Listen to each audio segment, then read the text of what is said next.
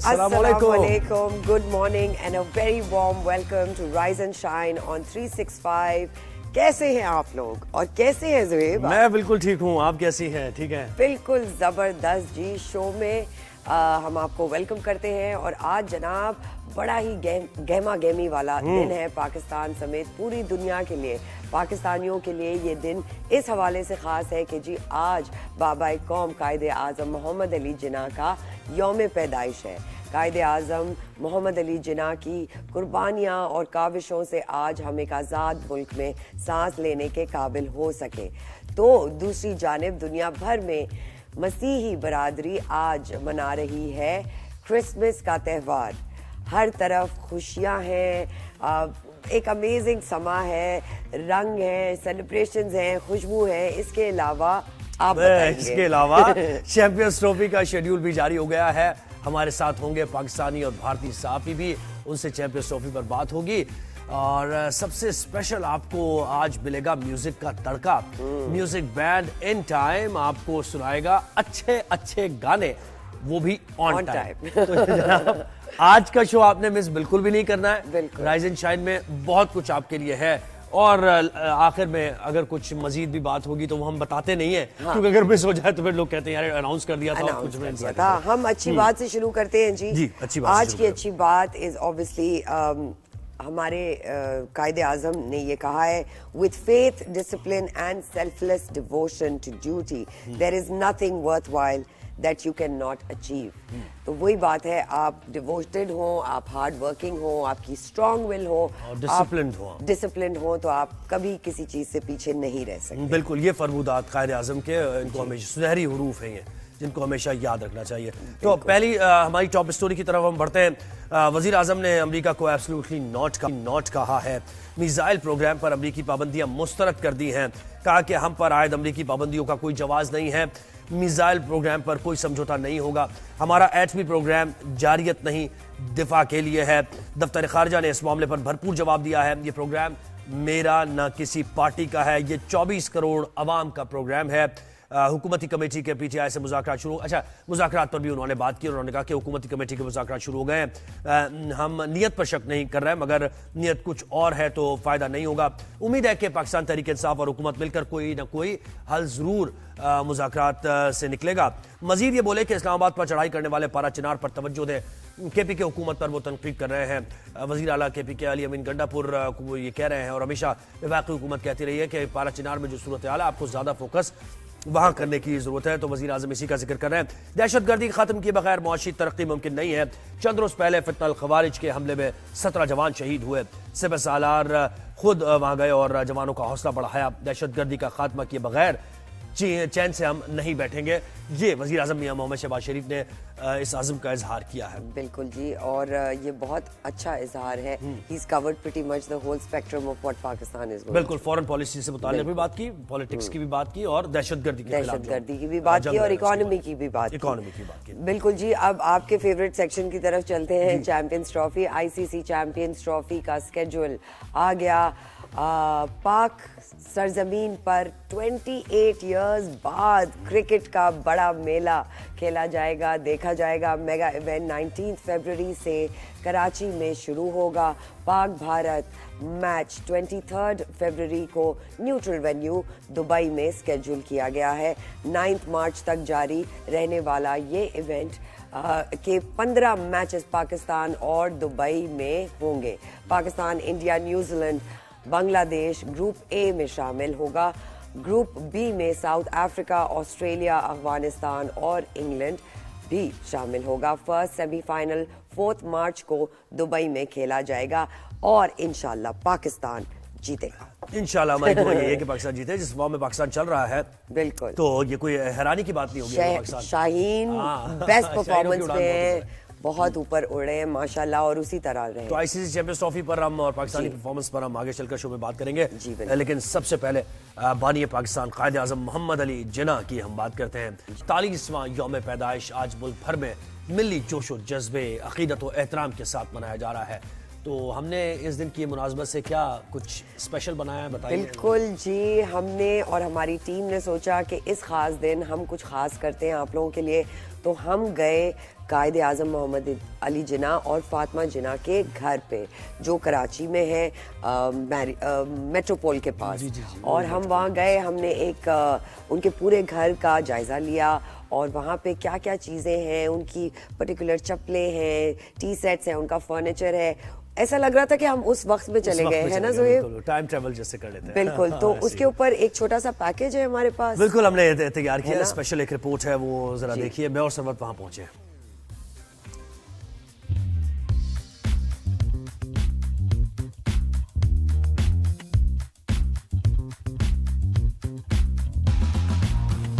आज हम एक बहुत ही खास जगह पे आए हुए हैं, 148 बर्थ एनिवर्सरी कायद आज़म। जी बिल्कुल, आज हम कायद आज़म की रिहाइशगाह पर मौजूद हैं। कराची में रिहाइशगाह है जहाँ पर कायद आज़म और उनकी हमशीरा मोहतरमा फातिमा जिन्ना रहा करती थी और उनके ज़ेर इस्तेमाल जो चीज़ें हैं। अच्छा, आज यहाँ आने का मकसद ये है कि हम कायद आज़म का जो यौम पैदाइश है उस पर तजदीद अहद वफ़ा करें। यानी जो हमने वादे किए हैं, हमारे बुज़ुर्गों ने जो हमारे लिए काम किया, ऐसी आज़ाद मुमलिकत में मिली, तो हमने जो प्लेज किया है उस प्लेज को दोबारा से हम याद करें कि भाई हमने किया क्या है, क्या करना है, कितना अभी हमें मज़ीद अपने आप को रिमाइंड कराएं कि जो वादे कायद आज़म ने हमारे लिए किए, जी बिल्कुल, उनको पूरा करने का वादा हमारा है। बिल्कुल। तो बहुत ज़रूरी है कि हम यहाँ आके उस सारे मोमेंट्स को रीलिव करें, और ना सिर्फ मैं और ज़ोहेब बल्कि और भी अवाम पाकिस्तान में, पूरे पाकिस्तान में रहने वाले लोगों से यही गुजारिश है कि आप आएँ यहाँ पे, देखें कि उनकी काविशों से, उनकी हार्ड वर्क से हम आज यहाँ एक आज़ाद मुल्क में खड़े हैं। और यही दिन होते हैं, इन्हीं दिनों पर आप को ज़ाहिर याद करना चाहिए। और वैसे तो हर वक्त पूरे साल और जब तक आपकी ज़िंदगी, आपको अपने बुजुर्गों की कुर्बानियों को याद रखना है, लेकिन इन दिनों पे खास तौर पर यहाँ आएगा, थोड़ा सा वक्त निकाला करें, उससे आपको अंदाजा हो जाएगा। क्या तो हम कहते हैं, बिल्कुल, अंदर चलते, हाँ बिल्कुल, अपने अंदर चलते नाज़रीन को भी जरा एक दिखाते हैं ज़रा वो चीज़ें जो आपके कायद, आप जिनसे मोहब्बत करते हैं, वो यूज़ किया करते थे। तो आइए अंदर चलते हैं। जी, अब हम अंदर आ गए। जैसे कि आपसे हमने कहा था कि अंदर कायद आज़म की जो इस्तेमाल जो वो करते थे, उनकी हमशीरा जो चीज़ें इस्तेमाल करती थी, हमारे दिल के बहुत करीब हैं। बिल्कुल, इस तरीन ये चीज़ें भी हैं, और ये उनकी बहुत फेमस स्टडी है जहाँ इस वक्त हम मौजूद है। तो हमारे साथ अगर हम यहाँ पर जो देख रहे हैं सारी सूरत हाल, हमें बताते भी रहेंगे लोगों को भी ज़रा कि क्या चीज़ें हैं।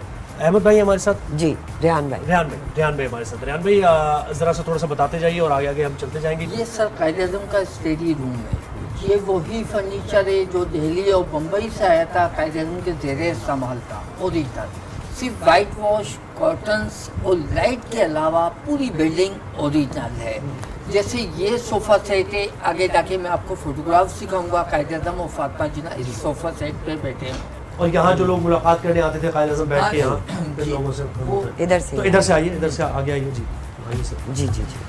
ये सामने लॉ बुक्स रखी हुई है। लॉ बुक्स है, बिल्कुल। लॉ में तो जो कायद आज़म आप देखें कि वो कोई केस अपने पूरे करियर में नहीं हारे, और जो भी केस टेकअप करते थे तो वो हमेशा उन्हें सक्सेस मिलती थी। तो ये बड़ी बात है जी, बड़े। और जब पाकिस्तान का केस लिया तो वो भी जीता। पाकिस्तान का केस लिया तो देखें सारी, यानी उस वक्त इंडिया में कितनी ज़्यादा ऑपोजिशन का सामना उनको करना पड़ा। और ये भी फर्नीचर, ये फर्नीचर उसी टाइम का है, उसी वक्त का है। आप देखें ना कि हाँ, इन जगहों पर, इन चेयर्स पे बैठ के उन्होंने कितना पाकिस्तान के बारे में सोचा होगा कि कैसे आज़ाद मुल्क लेकर देना है मुसलमानों को। ये ड्राइंग रूम है, जो उनके गेस्ट आते थे, मेहमान आते थे, उसके लिए यूज़ होता था सर। मोहतरम फातिमा जिन्ना, आप बताए थे कि 1965 तक यहाँ 1948 से 1965 तक मुकीम रही है। मुकीम रही है यहाँ पर। 64 का जो इलेक्शन था यूब खान का, वो इसी हाउस से लड़ा, इसी हाउस से, यानी पॉलिटिकल एक्टिविटी सारी यहाँ पर हुआ करती थी। ड्राइंग रूम में लोग आकर क्या बैठते थे, मीटिंग्स होती थी, क्या क्या लोग आते होंगे, बिल्कुल, क्या डिस्कशंस होते होंगे, क्या प्लान्स बनते होंगे। आज हम वहाँ खड़े हैं ज़ोहेब। बिल्कुल, आप देखें, और हमारे हमने बहुत कुछ अभी करना है। यकीन कीजिए, हम जो आज यहाँ पर आए हैं, हमने सोचा, हमारी टीम ने भी, कि यहाँ आकर तजदीद अहद वफ़ा करें कि हम कहाँ पहुँचे हैं, कितना सफ़र हमने तय कर लिया है और कितना सफ़र अभी हमने तय करना है। ये डाइनिंग रूम है जी, डाइनिंग टेबल। जी जी जी, 1 piece, 2nd piece, 3rd piece, इसकी 12 चेयर है। ये कायद आज़म की अदर सिस्टर होती थी शीरी जिन्ना, उन्होंने कायदे आज़म को गिफ्ट की थी, हर चेयर के ऊपर S/J लिखा हुआ है। अच्छा, यानी वो अपना देखिए लिखा हुआ है। For a reminder, how beautiful, क्या इसका बात है। काम कितना हसीन है। गुड। और हम देखते हैं ये आर्टिस्ट्री आज नहीं, बहुत हाँ, कम बिल्कुल, मिलती है, बहुत ये कम मिलती है, बिल्कुल इतनी यूनिक कारीगरी बहुत कम मिलती है। कितना हसीन है, इस टेबल पे बैठ के कितनी डाइनिंग टेबल कॉन्वर्सेशंस, कितने बड़े बड़े रहनुमाओं ने बैठ के बात की होगी ज़ाहिर है, खाना खाया खाने के होगा। साथ कुछ सियासी पॉलिटिक्स की Discussions हुए होंगे। बातें, मुल्क को कैसे संभालना है और क्या करना है, क्या देखा होगा ज़ोहैर। बहुत ज़्यादा, बिल्कुल ऐसा ही है। पहला फोटोग्राफ सिस्टर फातिमा जिन्ना, कायदे आज़म Mohammad Ali Jinnah and daughter of the कायदे आज़म दीना वाडिया। कितना सुकून room है कितना ब्यूटीफुल रूम है। ये उनकी चेयर, अभी तक उनके स्लीपर्स जो है, ये शूज उनके वाह, ये- ऐसा लगता है वक्त थम सा गया है वक्त इधर, हाँ? वक्त राइट पीछे पे चला आप देखेंगे ज्वेलरी बॉक्स रखा हुआ ओह है। वाह, और ये उनका ड्रेसिंग एरिया है जहाँ पे वो वैसे तैयार अलग रूम है मगर जरा हाँ, लेकिन ज्वेलरी सही। के लिए। और ये बॉक्स कितना खूबसूरत है, इट्स सो एंटीक wooden है, भाई। ये तो हमारा ट्रेजर है, हम पाकिस्तान के लिए इसमें एक एक चीज ट्रेजर है हमारे लिए। देखें, जो कौमें अपनी कौमी विरसे की देखभाल नहीं करती हैं या उसको प्रोटेक्ट नहीं करके रखती हैं, तो वो कौमें तो उनकी तो एग्जिस्टेंस ही खत्म हो जाती है। बिल्कुल। तो आपने अपने विरसे को संभाल के रखना है। हेरिटेज के मामले में हम बहुत ज्यादा बात करते फिर हैं। बात भी करते हैं, लेकिन हम इतनी ज्यादा ठीक नहीं है सूरत हाल। बिल्कुल, ऐसी ऐसी हमारी चीज़ें, monuments हम हैं जिसको उसको हम संभाल के और रखते हैं। प्रिजर्व नहीं कर पा रहे Preserve नहीं जिस कर पा तरह वो करना चाहिए था हमें। बिल्कुल। ड्राइंग रूम में जो फैमिली मेंबर्स आते हैं, अच्छा, फैमिली मेंबर्स अच्छा, जितने भी। नीचे ऑब्वियसली वो पॉलिटिकल मीटिंग्स बड़ी होती होंगी और सब। ये फैमिली रूम है उनका। चेयर्स देखें आप सर कितनी है। उफ, हसीन। और ये Vintage और- विंटेज, और ये बड़ा पुराना काम है जो आज नहीं नजर आता। बिल्कुल। अच्छा, तो यहाँ फैमिली मेंबर्स जो आते थे तो वो उनके साथ बैठ के- get together हो रही है, बातचीत हो रही है। क्योंकि आई एम श्योर एक ऑफिशियल एरिया अलग होगा और पर्सनल एरिया अलग देखिए, हम होगा। अभी अपनी ओरिजिनल कंडीशन में ये कितनी ब्यूटीफुल है। This is more like a chess table. ये ब्रेकफास्ट टेबल है। यहाँ पर ठीक है। वाओ, कितना हसीन होता होगा, खिड़कियां खुलती होंगी, सुबह गार्डन नजर आता होगा। ये आ गया बेडरूम। ये उनका बेडरूम। बेड की साइड टेबल पे एक छोटा सा फोटोग्राफ रखा हुआ है, वो सेकंड वाइफ की तस्वीर है, रतन भाई। ये उनकी पिक्चर रखी है। अच्छा, ये ऐसे रखते थे ख्वाजा जी, यही जहाँ होती थी वही है। सामने से देखेंगे द होली कुरान है, all India Muslim league federation 1945। उसके साथ 2 लॉ बुक्स रखी हुई हैं। ब्लैक को देखेंगे, ये बॉक्स रखा हुआ है, चाइना ने गिफ्ट दिया था, सैंडलवुड का है। और कायदे आज़म की जो पिक्चर है एचिंग हुई है ग्लास पे। वाओ, बैक पे लैब को देखेंगे, 2 सिगार बॉक्स रखे हुए हैं। ये कायदे आज़म का बैग। ये पिक्चर देखे भाई, दास में अंदर ये एचिंग हुई भी है। इसकी वाह। खासियत ये हाथ पीछे रखेंगे तस्वीर गायब। गायब हो जाएगी। और ये उनका सिगार बॉक्स है। स्मोकिंग। हाउ अमेजिंग जी। तो अब हम चल रहे हैं देखिए फातिमा कैसा- जिन्ना की और फील गाड़ियों देखें की कैसा तरफ। अंदर है ना। It's so nostalgic.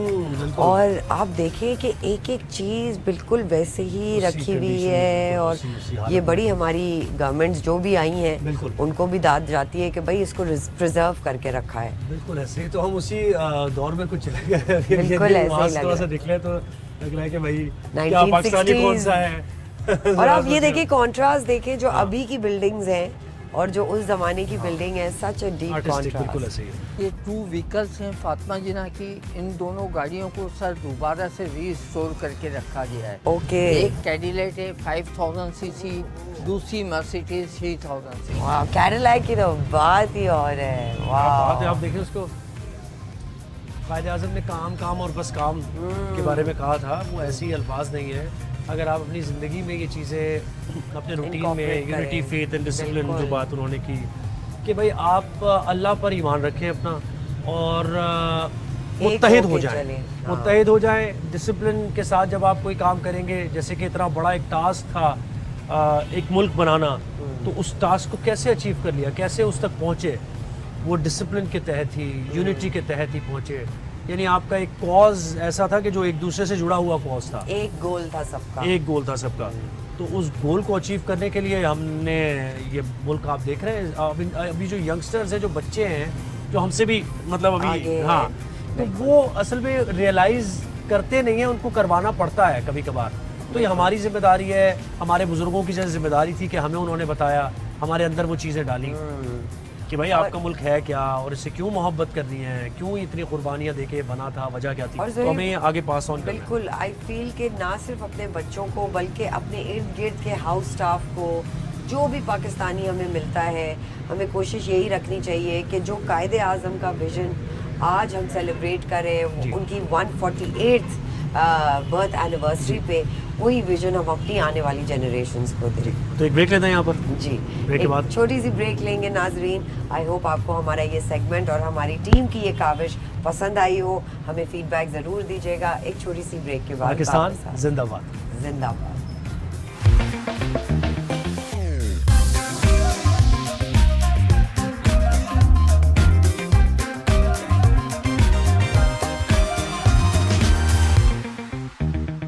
Ji welcome back नाजरीन। अब कुछ पॉलिटिक्स पे नज़र डालते हैं। जी ज़ोहेब जी, पॉलिटिक्स की हम बात करते हैं।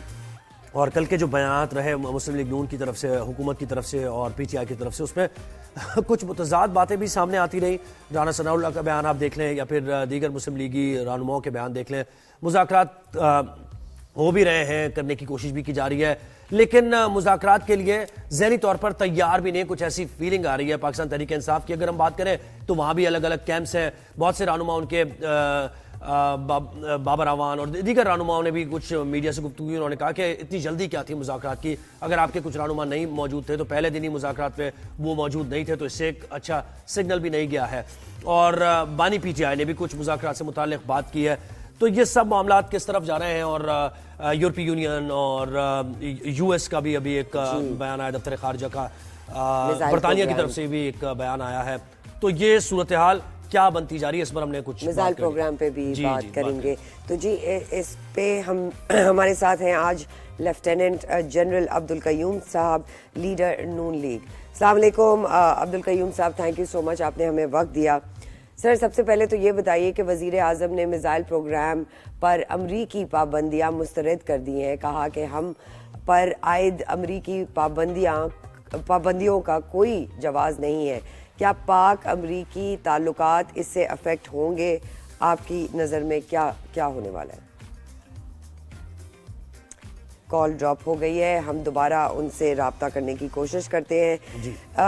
कल भी हमारे शो में यही बात हो रही थी कि आउटसाइड के कुछ ओपिनियंस हैं जो हमें बता रहे हैं कि जी हमें अपनी कंट्री किस तरह चलानी चाहिए। बिल्कुल इसी तरह है। और वज़ीर आज़म का बयान भी आप देख लेना कि उन्होंने अमेरिका की तरफ से जो पाबंदियों से मुताल्लिक़ जो बयान आया है सामने, और फिर जो फ़ौजी अदालतों में सिविलियंस के ट्रायल हुए हैं, इस पर यूरोपीय यूनियन का बयान आया, बरतानिया की तरफ से बयान आया। तो इस पर पाकिस्तान का मौक़िफ़ ये है कि हम किसी प्रेशर में नहीं आएंगे। राना सनाउल्लाह जो कि वज़ीर आज़म के मुशीर हैं, उनकी तरफ उन्होंने भी ये बयान दिया कि हम अपने, और दफ्तर खारजा ने भी, पाकिस्तान के दफ्तर खारजा ने भी वाज़ेह तौर पर मौक़िफ़ दिया कि हम अपने फ़ैसले ख़ुद करना जानते हैं। हमारे क़वानीन हैं मौजूद पाकिस्तान के अंदर और उन क़वानीन क़वाइद व ज़वाबित के मुताबिक ही फ़ैसले किए जाते हैं। किसी भी मुल्क से हम ताल्लुकात को मुतासर नहीं करना चाहते हैं। अमेरिका के साथ हम एक लॉन्ग टर्म ताल्लुकात को मज़ीद फ़रोग़ देना चाहते हैं। यूरोपीय यूनियन के साथ जो ताल्लुकात हैं उनको भी आगे बढ़ाना चाहते हैं, लेकिन अपनी सॉवरेनिटी, अपनी खुद मुख्तारी पर आँच नहीं आने देंगे। राना सनाउल्लाह ने बानी पीटीआई की रिहाई से मुताल्लिक़ भी बड़ी बातें हो रही है ना कि बाहर से प्रेशर आ रहा है, यूएस से प्रेशर आ रहा है, तो उन्होंने उस पर भी वाज़ेह तौर पर कहा कि हम एक अदालती तरीके से, यानी उनको सज़ा हुई है और अदालत का ये मामला है, अगर वो रिहा होने भी है तो अदालती प्रोसेस आगे बढ़ेगा। बिल्कुल जी, हमारा दोबारा रब्ता हुआ है लेफ्टिनेंट जनरल अब्दुल कयूम साहब से, लीडर नून लीग। अस्सलाम वालेकुम अब्दुल कयूम साहब, thank you so much for joining us. Sir सबसे पहले तो आप ये बताइए कि वज़ीर आज़म ने मिसाइल प्रोग्राम पर अमरीकी पाबंदियाँ मुस्तरद कर दी हैं। कहा है कि हम पर आयद करीबी अमरीकी पाबंदियों का कोई जवाज़ नहीं है। क्या इससे अमेरिका और पाकिस्तान के जो ताल्लुकात हैं वो अफेक्ट होंगे आपकी नज़र में? देखिए, ताल्लुकात अफेक्ट नहीं होने चाहिए। वजह उसकी ये है कि ये बड़ी एक अनरीजनेबल किस्म की डिमांड भी है और एक ऑब्जर्वेशन भी ऐसी है जिसकी कोई बेसिस नहीं है। पाकिस्तान का जो न्यूक्लियर प्रोग्राम है या मिसाइल प्रोग्राम है वो पाकिस्तान के अपने दिफा के लिए है, और ये कहना कि इसकी रीच अमेरिका तक है ये मजाका खेज है। उसकी वजह ये है कि देयर इज नो क्वेश्चन, मेरे ख्याल में उनकी वरी इजराइल की है और इजराइल को वो रोक नहीं रहे। उनके मिसाइल कहाँ तक पहुंचते हैं उस पर कोई रिस्ट्रिक्शन नहीं है, और इंडिया के मिसाइल कहाँ तक पहुंचते हैं उन पर भी कोई रिस्ट्रिक्शन नहीं है। पाकिस्तान तो अपने डिफेंस और दफा के लिए अपनी तैयारी रखता है, हमारे कोई ऑफेंसिव डिजाइन नहीं है। तो ये इस तरह की डिफरेंस ऑफ ओपिनियन अमेरिका से होता रहा है। आपने देखा माजी में ये हमारे न्यूक्लियर प्रोग्राम के खिलाफ थे, लेकिन जहां तक इंडिया का तल्लुक था वहां जो है इनको मुख्तलिफ किस्म की वेवर्स दिए हुए थे और उनको एनकरेज किए थे। इसराइल को कोई पूछने वाला नहीं है, लेकिन पाकिस्तान पे सब रिस्ट्रिक्शंस थी, यहाँ तक के धमाके करने की इजाजत तक भी वो नहीं दे रहे थे। तो I think this is absolutely not acceptable. Pakistan अपना डिफेंस जारी रखेगा जैसे पाकिस्तानी हुकूमत और वजीर आजम ने कहा है, लेकिन वी आर पीसफुल नेशन और हम कभी भी किसी तरह के ऑफेंसिव में यकीन नहीं रखते। अच्छा, आपकी तरफ से भी, हुकूमत की तरफ से भी ये जो अमरीकी प्रेशर है इसके बारे में बात करके थोड़े से मजीद सवालात खड़े किए जा रहे हैं। जैसे राना सनाउल्लाह का बयान कल का देख लें, उन्होंने ये कहा कि उन्होंने पहले तो ये बात की कि किसी का प्रेशर हम बर्दाश्त नहीं करेंगे, लेकिन फिर उन्होंने अगले ही लम्हे ये भी कहा कि अगर अमेरिका आफिया सिद्दीकी को रिहा कर देता है तो फिर हम खान साहब के बारे में कुछ सोच सकते हैं। तो एक तरफ तो आप कह रहे हैं कि अदालती प्रोसेस है उसमें इंटरफेयर नहीं कर सकते, दूसरी तरफ खान साहब के बारे में सोच सकते हैं। तो इसलिए बहुत ज्यादा इस पर बात होती है कि एक्सटर्नल प्रेशर बहरहाल है, जिसको देखना पड़ेगा हुकूमत कैसे लेती है। जी देखिए, बात यह है कि आफिया सिद्दीकी का केस तो आपके सामने है ना, क्या वो इंसानी हकूक का केस नहीं है? क्या वो आप ये देखें कि आप उसको छोड़ें, आप ज़ुहैब ये देखें कि ये गुआंतानामो बे बनाई गई थी और वो क्यूबा के एक जजीरे के ऊपर लगा के, क्या उसको अमेरिका का कानून या कोई बैनुल अक़वामी कानून इसकी इजाजत देता था कि आप वहां लोगों को पाबंद करें और उनके ऊपर मतलब नंगे करके उनको पानी में डबोया, उनके ऊपर कुत्ते छोड़े? ये एग्जाम्पल सामने अखबारों में आई थी और फिर ये कहा कि ये बेगुनाह है। मुल्ला ज़हीर जैसा एक एम्बेसडर जिसको यहाँ से पकड़ के ले गए थे। तो मेरे ख्याल है हमें ये इंसानी हकूक का दर्स बिल्कुल न दें। पाकिस्तान के अंदर अदालतें फ्री हैं और कई फैसले हुकूमत के हक में आ रहे हैं कि उनके खिलाफ आते हैं, और जो लोग अदालतों में जाएंगे उनको जो रिलीज मिलेगी उस पर सरे तस्लीम खाम होगा। जी, वो तो आप सही कह रहे हैं ना, हिस्टोरिकली देखें ना, वेपन्स ऑफ मास डिस्ट्रक्शन कहाँ थे वो, और आपने हुकूमतें गिरा दी यहाँ पर खित्ते में। एक वो तो एक बिल्कुल आप सही कह रहे हैं, वो जो पर्सपेक्टिव आप बयान कर रहे हैं। कुछ आफिया सिद्दीकी साहिबा पे थोड़ी सी बात जी हम कर सकते हैं। उनकी बहन की हेयरिंग थी कोर्ट की सर, हमारी तरफ से उनको सिर्फ एक लेटर गया, उस लेटर के साथ कोई भी इंसान हुकूमत की तरफ से या कोई मिनिस्टर, कोई एडवोकेट, कोई भी उनके साथ भी नहीं गया। उस पे क्या कहेंगे सर? नहीं, देखें, उनकी जो आफिया सिद्दीकी की हर लेवल के ऊपर अमेरिकन हुकूमत से अप्रोच होती रही और उनसे बात चलती रही, उनको अपील करते रहे। मौजूदा हुकूमत ने भी किया, उससे पहले की हुकूमतें भी करती रही, लेकिन वो इसके ऊपर तो सुनने को तैयार नहीं है। वो तो ये कहते हैं कि उसामा बिन लादेन के जो शकील अफरीदी इंफॉर्मेशन में इन्वॉल्व थे, वो डॉक्टर शकील अफरीदी, जी शकील अफरीदी को कर दें।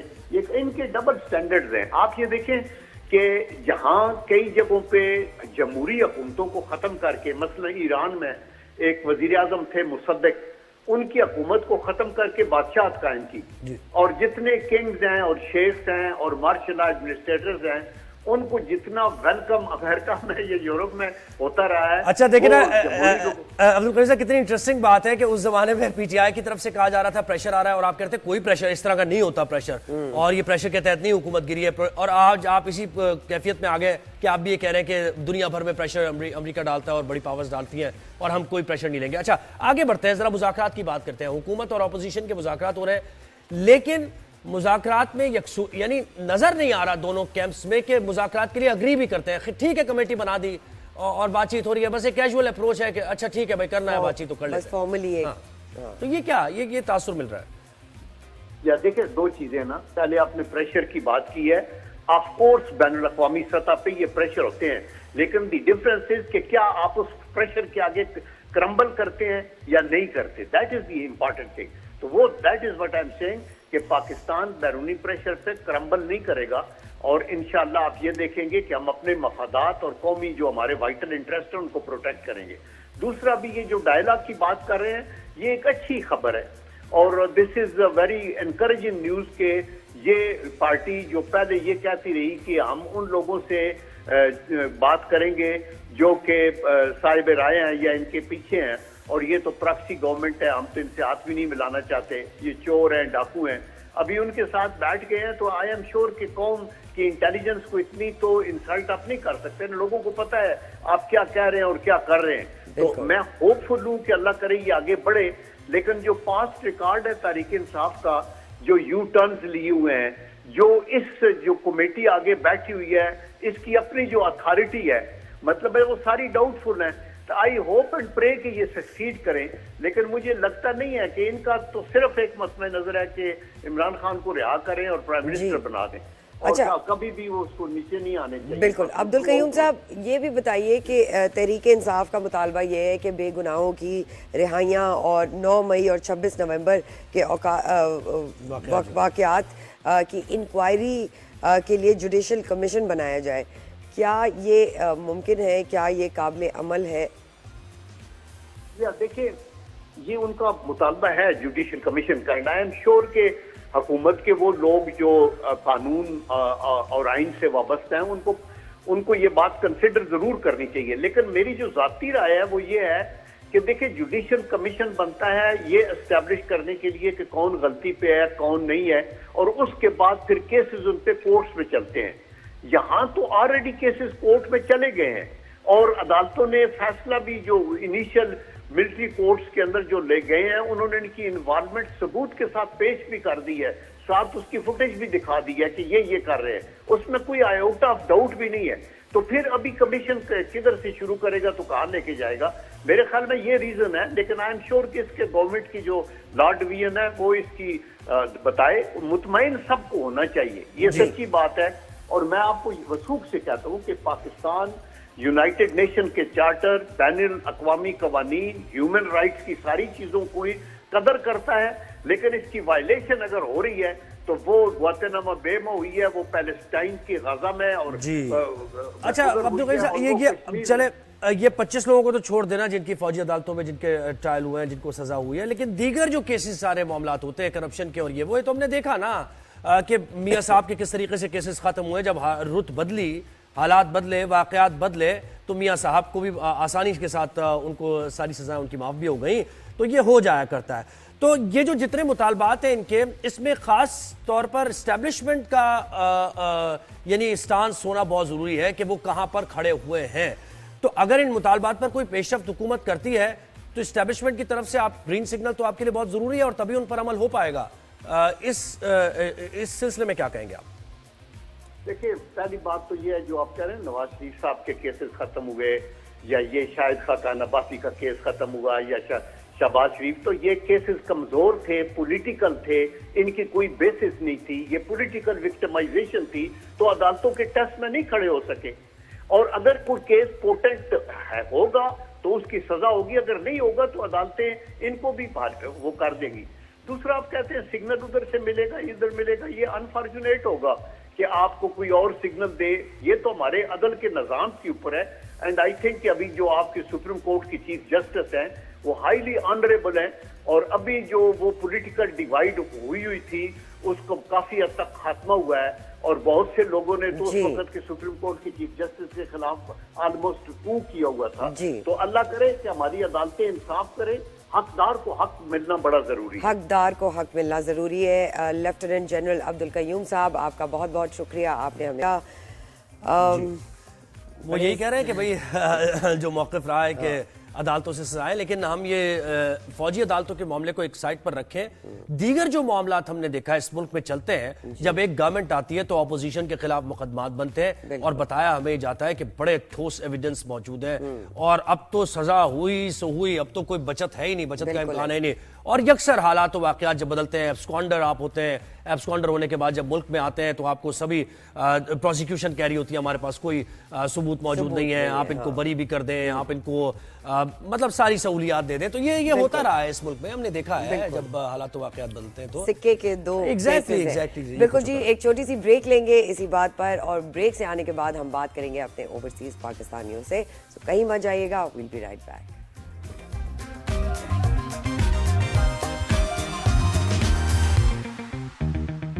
जी वेलकम बैक नाजरीन, this is our time check for tea and coffee. और जी अब हम चलते हैं अपने ओवरसीज पाकिस्तानियों की तरफ और उनकी जर्नीज क्या है पता करते हैं।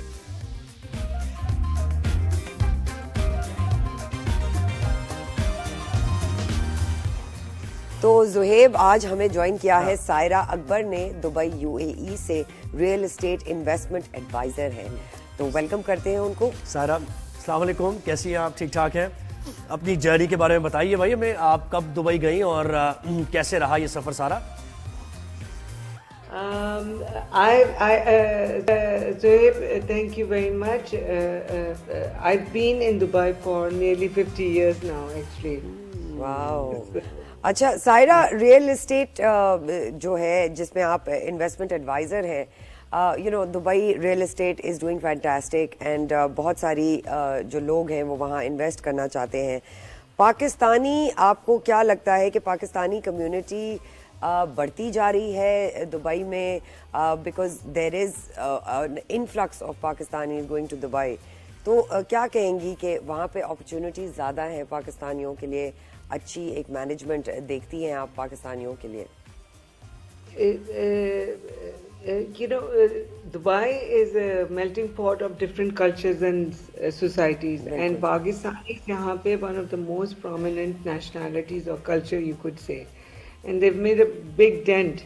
And it's not now; it's been there for last nearly 50 years. Ever since I've come to Dubai, I've seen the Pakistani community just grow and grow in all sectors of UAE, not just real estate, it's education, banks, financial sector, energy, everywhere. और पाकिस्तानी खवातीन के बारे में सायरा आप क्या कहेंगी? उनके लिए कितनी अपॉर्चुनिटी है दुबई में, अगर वो कुछ, या क्या काम उनके लिए सूटेबल है? रियल एस्टेट में भी उनके लिए स्कोप है, अपॉर्चुनिटी है? जी, absolutely. I think women generally, be it Pakistani or anybody, can grow in Dubai. यहाँ पे बहुत everything is very easy and straightforward and it's safe. So that makes it really attractive for women, especially Pakistani women. I know a lot of women who are Pakistani, they're single, they're single parent, and they're living on their own. So there's a sense of security over there. Absolutely. It's not just a sense of security, it is a secure country. बिल्कुल। सायरा, पाकिस्तान को किस तरह याद करती हैं और कौन से मौक़ों पर सबसे ज़्यादा दिल करता है कि आप वापस पाकिस्तान आए, या इस वक्त मुझे पाकिस्तान में होना चाहिए था? सर्दियों में और every time we are eating something, of course, food, miss करती है पाकिस्तानी खाना। कहाँ से आपका ताल्लुक है? सर्दियाँ लाहौर की याद आती हैं आपको या कराची की सर्दी? from Lahore, so लाहौर की सर्दियाँ तो एक different level पे है altogether. Right. सही। दुबई में हमें पीछे से कह रहे हैं कि दुबई में बड़ी अच्छी खासी सर्दी पड़ती है, लेकिन माहौल वो नहीं होता ना भाई, लाहौर वाला माहौल थोड़ी है दुबई। अच्छा, लाहौर वाला खाना और सर्दी नहीं है। Saira, how would you like to contribute to Pakistan, to give back to Pakistan? Is there anything that you're part of जिस पे पाकिस्तान का फायदा हो, हमारी आवाम का फायदा हो? So I've been working very actively in Pakistan from my consulting side of the business, where I've flown back to Pakistan and done a lot of leadership development for leading banks like MCB or 4G fertilizers, Johnson & Johnson, and so on. Now, from real estate perspective, I think it's very important for Pakistani living in Pakistan to diversify also and to grow the investments, so I would want them to invest in Dubai. So whilst living in Pakistan, they can, invest in a tax. Saira, actually, yes, no matter what the situation may be, but we'd want you to convince people to invest in Pakistan. बिल्कुल, But इसकी thank वजह you. Yes, why not? Yes, okay, Zabardast. Why not? है ना? Absolutely. Saira Yes. Akbar from Dubai, UAE, thank you so much for giving us your time. भाई हमारी तो कोशिश यही रहती है कि भाई पाकिस्तान में इन्वेस्ट करें, पाकिस्तान में पैसा डालें अपना। ऐसे ही है। तो एक एक छोटी break- सी ब्रेक पे जा रहे हैं, कहीं मत जाइएगा, हम वापस आ रहे हैं।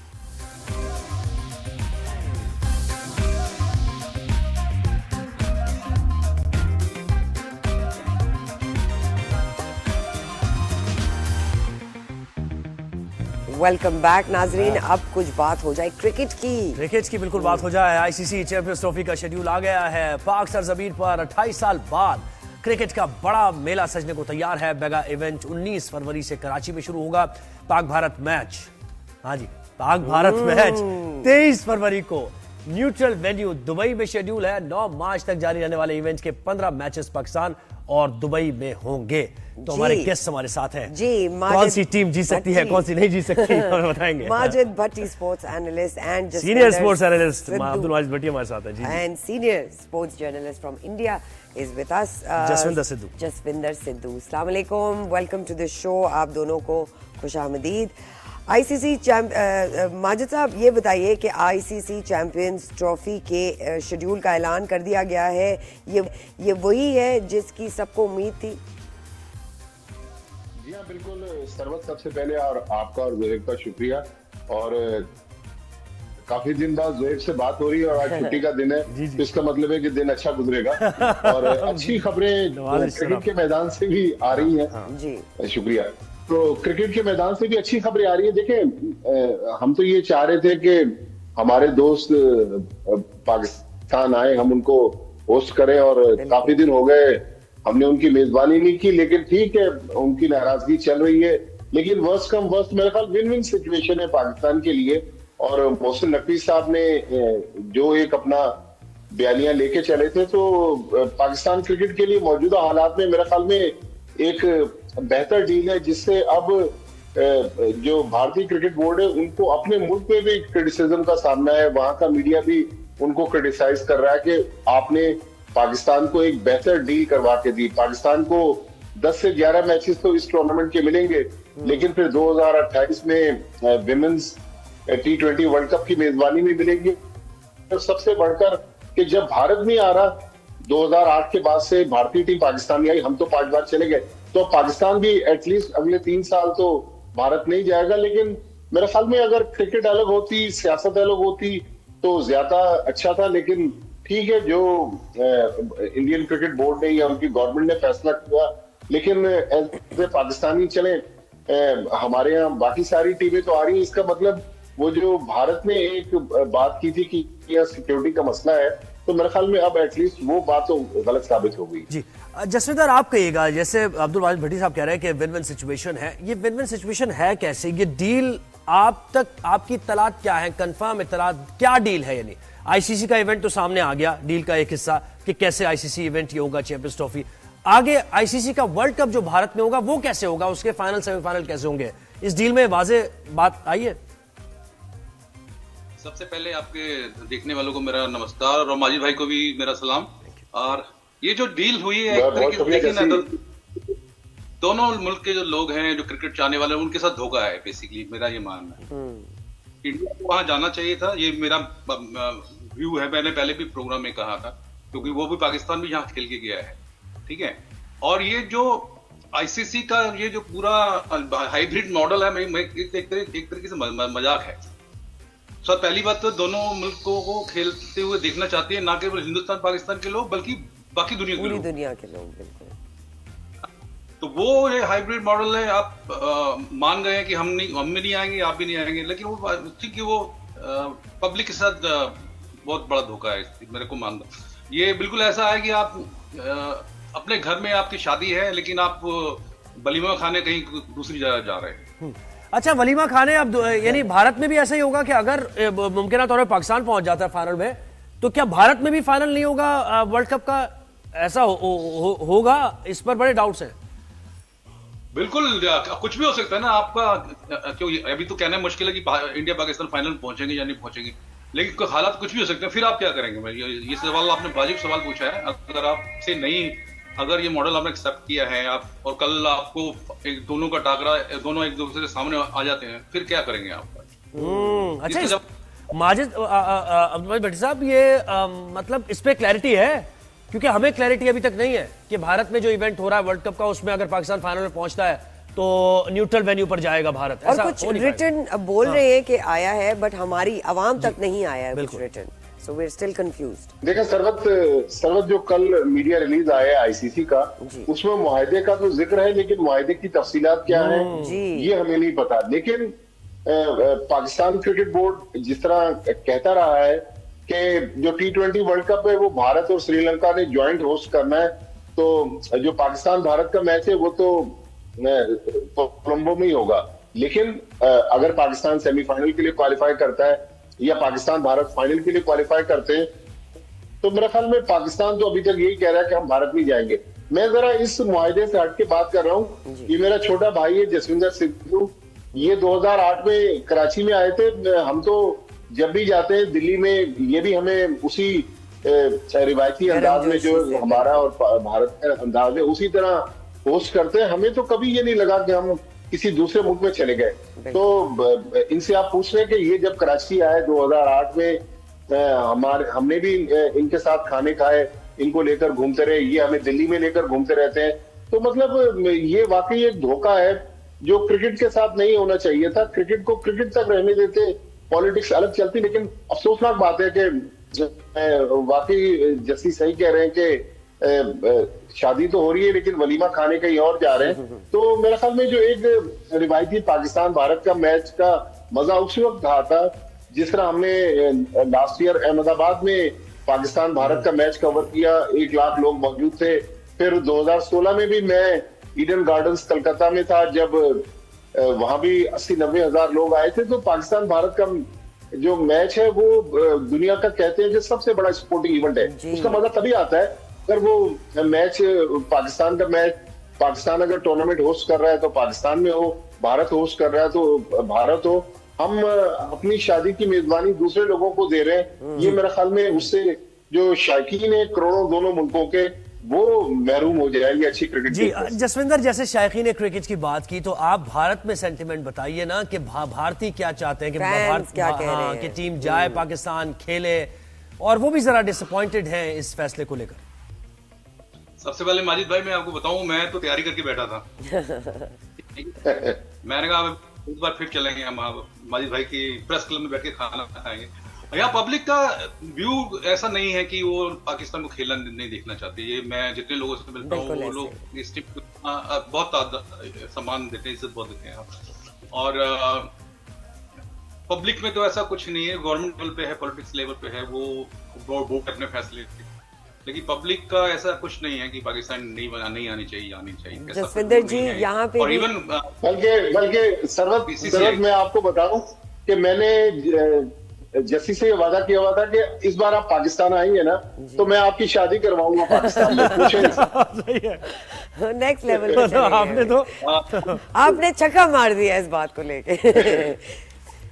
फिर ऐसा है कि प्लेटफॉर्म हम 365 का रख लेंगे, राइजन वेन्यू 365 होना चाहिए, है ना। अच्छा एक चीज और आप दोनों बताइएगा, ये बरतानवी अखबार टेलीग्राफ ये कह रहा है, भारत पर वो तनकीद कर रहा है, वो कह रहा है कि भाई ये जो कुछ भी हुआ है भारत को फैसिलिटेट किया गया और भारत के कहने पर ये सब कुछ ये मामलात हुए हैं, पाकिस्तान से मेजबानी भी गई है, आधी मेजबानी गई है। क्या कहेंगे जसविंदर, आप पहले बताइए इस पर। देखिए मेरा ये मानना है कि आप उसके सामने कोई बोलने की हिम्मत ही नहीं कर सकता। उसके सामने बोलने की हिम्मत सिर्फ पाकिस्तान के पास मौका था। अब पाकिस्तान बोल सकता था कि मेरे को नहीं खेलना है, ये सबसे बड़ा होता। अगर ये मॉडल पे खिलाना है, अगर वो टीम नहीं आ रही तो मैं भी मेजबानी नहीं करता, मैं भी नहीं खेलता। ये सबसे बड़ा सबक होता बीसीसीआई के लिए भी और आईसीसी के लिए। ये मेरा सही है, यानी पाकिस्तान को इससे ज्यादा आप क्या कहेंगे बड़ी साहब, क्या पाकिस्तान को ऐसा कर देना चाहिए था कि ठीक है अगर भारत नहीं आती तो ठीक है इवेंट भी हम नहीं करते और सही है आप खुद कर लें, खुद संभालें?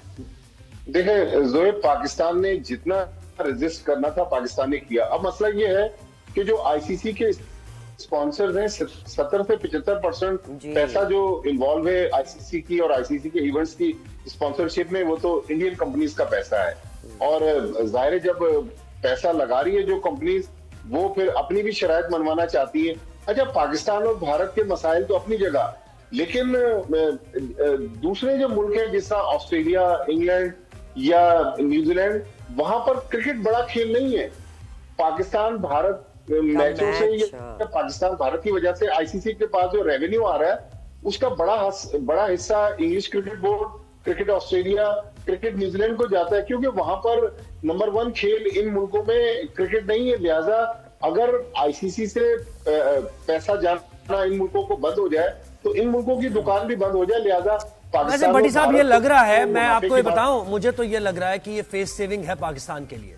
ये विन विन सिचुएशन तो आप कह रहे हैं, लेकिन फेस सेविंग पाकिस्तान के लिए। जसविंदर आप क्या कहेंगे, वाकई ऐसा है? क्योंकि पाकिस्तान ऐसी सिचुएशन में फंस गया था कि हमने एक ऐसा स्टांस लिया जिससे हम पीछे भी नहीं हट सकते थे, तो एक रास्ता निकाला गया कि पाकिस्तान की फेस सेविंग हो जाए, ऐसा है? देखिए, पाकिस्तान ने हमेशा ऐसा किया है, हमेशा घुटने टेके हैं। पीसीबी है पाकिस्तान क्रिकेट बोर्ड, जी पीसीबी की बात। और वो ये चलता जाएगा, सिलसिला कभी रुकेगा नहीं। जब तक आप एक टफ स्टांस नहीं लेंगे, रुकने वाला नहीं है। आपको फिर ऐसी सिचुएशन फेस करनी पड़ेगी फ्यूचर में। भट्टी साहब ये बताइएगा कि क्या क्रिकेट पर बिग 3 की जो अजादारी से क्रिकेट को नुकसान हो सकता है? क्या समझते हैं आप? देखिए, क्रिकेट का तो सरवत ऑलरेडी नुकसान हो रहा है कि पाकिस्तान भारत एक दूसरे के मुल्क में आके नहीं खेल रहे। तो देखिए, पैसा तो क्रिकेट के खेल में है, लेकिन वो जो एक रिवायती मजा आता है ना पाकिस्तान भारत का, मैं आपको बताऊं, मैं तकरीबन 13-14 बार मेरा इंडिया जाना हुआ है। मुझे कभी नहीं लगा कि मैं दूसरे मुल्क में चला गया हूं। हमारे जितने दोस्त हैं, जसविंदर सिद्धू हुए या हमारे और बेतहाशा इंडियन दोस्त हैं, हमारी उसी तरह मेजबानी करते हैं। और फिर वो लोग जब पाकिस्तान आते रहे, 2004 में आए, 2006 में आए, 2008 में आए, ये रिसेंट पास की ये सब और क्या देखिए ना बड़ी साहब, हमारे यहाँ तो वो जो इवेंट भी होता है सिखों का, इतने जबरदस्त तरीके से हम वेलकम करते हैं गुरुद्वारा साहब और सारी चीजें सबके सामने। जोएब, अभी जयशंकर साहब जो फॉरेन मिनिस्टर थे इंडिया के, वो 2 दिन इस्लामाबाद में रहकर गए जब वो शंघाई कॉन्फ्रेंस थी। भाई अब हम प्रेडिक्शन करते हैं। बड़ी साहब, आज से प्रेडिक्शन हमारे शो पे शुरू हो गई है। जसविंदर आप बताइए कि फाइनल 4 क्या है? आईसीसी का जो चैंपियंस ट्रॉफी का इवेंट है, फाइनल 4 क्या है? और अगर 2 फाइनलिस्ट भी बताना चाहें आप तो बता दीजिए। ऑस्ट्रेलिया, न्यूजीलैंड, इंडिया और लाइकली पाकिस्तान, अगर बॉलिंग अच्छे रह गए। सही है। फिर आगे जब आप दोबारा हमारे शो पे आएंगे तो फाइनल की भी बात करें कौन कौन से। जी बड़ी साहब आप बताइए। भट्टी साहब आप भी बता दें। मेरा जोएब, ऑस्ट्रेलिया, इंग्लैंड, पाकिस्तान और भारत, ये 4 मुल्क। इंग्लैंड, पाकिस्तान और भारत, सही है। और फाइनल बताएंगे आप अभी या नहीं? अभी इट्स टू अर्ली टू। देखें, एज ए पाकिस्तानी तो मेरी ख्वाहिश है कि पाकिस्तान भारत का फाइनल हो 9 मार्च को दुबई में। लेकिन ज़ाहिर है क्रिकेट है, उसमें एक टीम जो अच्छा खेलती है उस दिन वो परफॉर्म कर देती है। और जसविंदर 23 को क्या होने जा रहा है पाक भारत मैच में? कोई प्रेडिक्शन करें? देखिए, कुछ ये जो क्रिकेट है ना, ये बॉलीवुड की फिल्म की तरह है। एक दिन आपकी हिट हो और दूसरी फिल्म पिट भी सकती है, तो कुछ सब कुछ कहना मुश्किल है। सही है भट्टी साहब। यस भट्टी साहब आप बताइए, शाहीनों की कारकर्दगी तो अभी बहुत अमेजिंग परफॉर्मेंस रही है, क्या प्रेडिक्ट करते हैं 23 के मैच के लिए? मेरा ख्याल में इंडिया 60, पाकिस्तान 40। 60-40 ठीक है। एक चीज और जोड़ना चाहूंगा, एक्चुअली में इंडिया के पाकिस्तान थोड़ा साइकोलॉजिकल प्रेशर ले लेता है, वो ज्यादा नुकसान। ये सही कह रहे हैं आप, ले लेता है, बिल्कुल सही कह रहे हैं, मैं इससे एग्री करता हूँ। पाकिस्तान साइकोलॉजिकल प्रेशर रहता है, लेकिन ये जो वेन्यू है इसका जरा एज हमें होगा। अब्दुल माजिद भट्टी साहब बहुत शुक्रिया, आपने हमें वक्त दिया, जसविंदर आपने हमें वक्त दिया, और वक्तन फवक्तन आपकी जो प्रेडिक्शंस है ना इसको दोहराते रहेंगे हम। बिल्कुल जी, क्या बेहतरीन जर्नलिस्ट हैं दोनों तरफ से। And it's so amazing to see कि भाई लोग एक साथ हैं, जुड़े हुए हैं, एक हैं। ये सिर्फ पॉलिटिकल प्रॉब्लम्स है, वरना हम सब एक है। एक छोटी सी ब्रेक पे जाते हैं, उसके बाद जी हम अमेजिंग क्रिसमस की क्या तैयारियां हो रही हैं और क्या होने वाला है इस शो पूरी में दुनिया के मनाजिर अपने आपको दिखाने हैं। दिखाने हैं। तो कहीं मजा आएगा। Will be right back.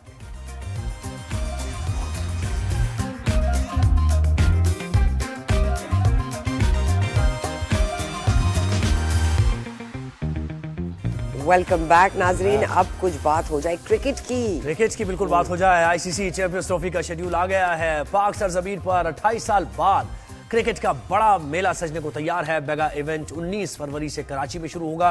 Pak Bharat match, हाँ जी, पाक भारत मैच 23 फरवरी को न्यूट्रल वेन्यू दुबई में शेड्यूल है। 9 मार्च तक जारी रहने वाले इवेंट के 15 मैचेस पाकिस्तान और दुबई में होंगे।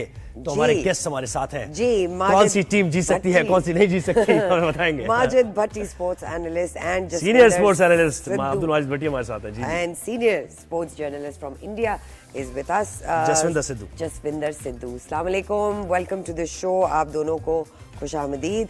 आईसीसी माजिद साहब ये बताइए कि आईसीसी चैंपियंस ट्रॉफी के शेड्यूल का ऐलान कर दिया गया है। ये वही है जिसकी सबको उम्मीद थी? जी हाँ, बिल्कुल। सरवत, सबसे पहले और आपका और जोहेब का शुक्रिया। और काफी दिन बाद जोहेब से बात हो रही है और आज छुट्टी का दिन है, तो इसका मतलब है कि दिन अच्छा गुजरेगा। और अच्छी खबरें क्रिकेट के मैदान से भी आ रही हैं। जी शुक्रिया। तो क्रिकेट के मैदान से भी अच्छी खबरें आ रही है। देखें, हम तो ये चाह रहे थे कि हमारे दोस्त पाकिस्तान आए, हम उनको होस्ट करें, और काफी दिन हो गए हमने उनकी मेजबानी नहीं की। लेकिन ठीक है, उनकी नाराजगी चल रही है, लेकिन वर्स्ट कम वर्स्ट मेरे ख्याल विन विन सिचुएशन है पाकिस्तान के लिए। और मोहसिन नकवी साहब ने जो एक अपना बयानिया लेके चले थे, तो पाकिस्तान क्रिकेट के लिए मौजूदा हालात में मेरे ख्याल में एक बेहतर डील है, जिससे अब जो भारतीय क्रिकेट बोर्ड है उनको अपने मुल्क में भी क्रिटिसिज्म का सामना है। वहां का मीडिया भी उनको क्रिटिसाइज कर रहा है कि आपने पाकिस्तान को एक बेहतर डील करवा के दी। पाकिस्तान को 10 से 11 मैचेस तो इस टूर्नामेंट के मिलेंगे, लेकिन फिर 2028 में विमेंस T20 वर्ल्ड कप की मेजबानी में मिलेंगे। तो सबसे बढ़कर कि जब भारत नहीं आ रहा, 2008 के बाद से भारतीय टीम पाकिस्तान नहीं आई, हम तो 5 बार चले गए, तो पाकिस्तान भी एटलीस्ट अगले 3 साल तो भारत नहीं जाएगा। लेकिन मेरे ख्याल में अगर क्रिकेट अलग होती, सियासत अलग होती तो ज्यादा अच्छा था। लेकिन ठीक है, जो इंडियन क्रिकेट बोर्ड ने या उनकी गवर्नमेंट ने फैसला किया, लेकिन एज ए पाकिस्तानी चले, हमारे यहाँ बाकी सारी टीमें तो आ रही है। इसका मतलब वो जो भारत ने एक बात की थी कि यहाँ सिक्योरिटी का मसला है, तो मेरे ख्याल में अब एटलीस्ट वो बात तो गलत साबित हो गई। जी जसविंदर, आप कहिएगा, जैसे अब्दुल वाजिद भट्टी साहब कह रहे हैं कि विन विन सिचुएशन है, ये विन विन सिचुएशन है कैसे? ये डील आप तक आपकी इत्तलात क्या है, कंफर्म इत्तलात क्या डील है? यानी आईसीसी का इवेंट तो सामने आ गया, डील का एक हिस्सा कि कैसे आईसीसी इवेंट ये होगा, चैंपियंस ट्रॉफी। आगे आईसीसी का वर्ल्ड कप जो भारत में होगा वो कैसे होगा, उसके फाइनल सेमीफाइनल कैसे होंगे? इस डील में वाजे बात आई है? सबसे पहले आपके देखने वालों को मेरा नमस्कार और माजिद भाई को भी मेरा सलाम। और ये जो डील हुई है एक तरीके से देखिए ना, तो दोनों मुल्क के जो लोग हैं, जो क्रिकेट चाहने वाले हैं, उनके साथ धोखा है बेसिकली, मेरा ये मानना है। इंडिया को वहां जाना चाहिए था, ये मेरा व्यू है। मैंने पहले भी प्रोग्राम में कहा था, क्योंकि वो भी पाकिस्तान भी यहाँ खेल के गया है, ठीक है। और ये जो आईसीसी का ये जो पूरा हाइब्रिड मॉडल है, एक तरीके से मजाक है। सर, पहली बात तो दोनों मुल्कों को खेलते हुए देखना चाहते हैं, ना केवल हिंदुस्तान पाकिस्तान के लोग बल्कि बाकी दुनिया के लोग। दुनिया के लोग, बिल्कुल। तो वो ये हाइब्रिड मॉडल है। आप मान गए हैं कि हम में नहीं आएंगे, आप भी नहीं आएंगे, लेकिन वो ठीक है, वो पब्लिक के साथ बहुत बड़ा धोखा है, मेरे को मान दो। ये बिल्कुल ऐसा है कि आप अपने घर में आपकी शादी है, लेकिन आप वलीमा खाने कहीं दूसरी जगह जा रहे हैं। अच्छा, वलीमा खाने अब यानी भारत में भी ऐसा ही होगा कि अगर मुमकिन तौर पर पाकिस्तान पहुंच जाता है फाइनल में, तो क्या भारत में भी फाइनल नहीं होगा वर्ल्ड कप का? ऐसा होगा? इस पर बड़े डाउट्स हैं। बिल्कुल, कुछ भी हो सकता है ना। आपका क्यों अभी तो कहना मुश्किल है कि इंडिया पाकिस्तान फाइनल पहुंचेंगे या नहीं पहुंचेंगे, लेकिन हालात कुछ भी हो सकते हैं। फिर आप क्या करेंगे? ये सवाल आपने वाजिब सवाल पूछा है। अगर आपसे नहीं, अगर ये मॉडल आपने एक्सेप्ट किया है आप, और कल आपको दोनों का टाकरा, दोनों एक दूसरे के सामने आ जाते हैं, फिर क्या करेंगे आप?